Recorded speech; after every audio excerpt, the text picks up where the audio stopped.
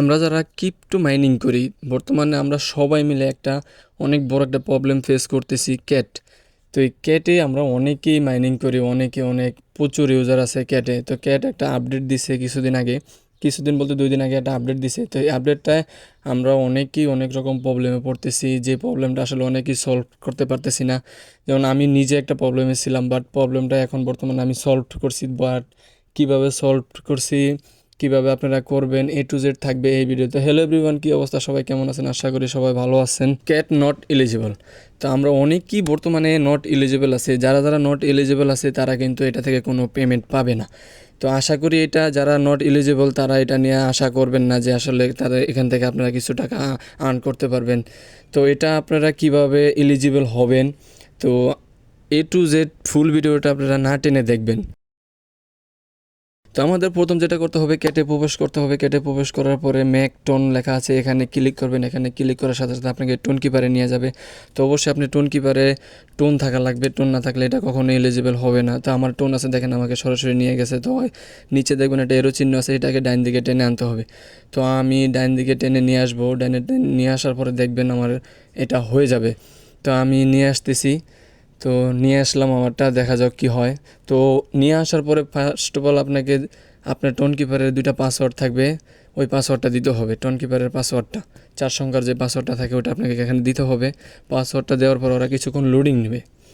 Loading নেওয়ার পরে আপনাকে এটা শো করবে যে আপনার এটা কি হবে, কি হচ্ছে নাকি হবে না, অবশ্যই আপনাদেরকে দেখাবে। তো দেখেন আমারটা লোডিং হচ্ছে। তো লোডিং হওয়ার পরে দেখা যাক কী হয়। তো এটা সময় নেওয়ার ব্যাপার, কারণ যেহেতু ট্রানজ্যাকশন করছি আমি। তো ট্রানজ্যাকশন করার পরে দেখি আমার কি হয়। তো আলহামদুলিল্লাহ আমারটা হয়ে গেছে, এই যে দেখেন টিক চিহ্ন চলে আসছে। তো আপনারা যারা যারা এখনও করেন নাই অবশ্যই করে নেন। এখান থেকে আপনারা কিছু টাকা হলেও পেমেন্ট পাবেন, কিছু টাকা হলেও পেমেন্ট পাবেন। অবশ্যই আপনারা এটা করে নেন, বেশি লাগে না, সামথিং টোন লাগে সামথিং। তো আমি এখন কি করব, দেখবো আমি এলিজিবল কি না। এই যে দেখেন আমাকে এখন এলিজিবল দেখাচ্ছে, ইউ আর এলিজিবল। তো আমি যেটা করব, আমি প্রথমে আমার অ্যাড্রেস দিয়েছিলাম আমার অ্যাকাউন্টের বিটগেটের, তো আমি এটা চেঞ্জ করব। চেঞ্জ করার জন্য চেঞ্জ এক্সচেঞ্জারে ক্লিক করবেন, তারপরে উপরে এক্সচেঞ্জার আছে ওখানে ক্লিক করবেন, তারপরে উপরে দেখেন বিটগেট এক্সচেঞ্জার, এখানে ক্লিক করবেন। এখানে ক্লিক করার পর নিচে ক্লিক করবেন, তারপরে চাইতেছে ইউআইডি আর অ্যাড্রেস চাইতেছে, আপনি আপনার বিটগেট অ্যাকাউন্টে চলে যাবেন। বিটগেট অ্যাকাউন্টে গিয়ে আপনি এখান থেকে ফাউন্ডে ক্লিক করবেন, অ্যাড ফাউন্ডে ক্লিক করার পরে ডিপোজিট অ্যাড্রেসে ক্লিক করবেন। ডিপোজিট অ্যাড্রেসে ক্লিক করার পরে আপনাকে নিয়ে যাবে একটা সাইডে।